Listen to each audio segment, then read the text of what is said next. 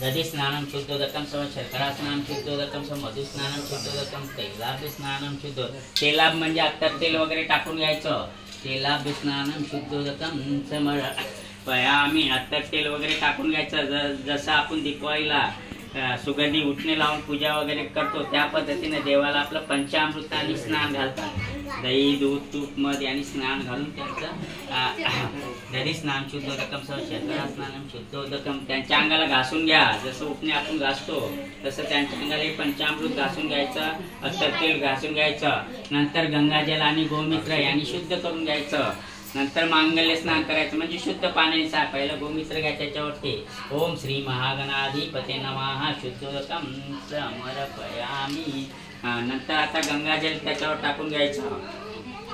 मंत्र पुष्पम समर्पया ओम श्री महागणाधिपते. आता मांगल्य स्नान म्हणजे शुद्ध पाण्याने स्नान करून घ्यायचं. मांगल्य स्नानं शुद्धोदकं समर्पयामि. हे घ्या शुद्ध पाण्याने चांगलं स्नान करून घ्या. धुवून घेताना व्यवस्थित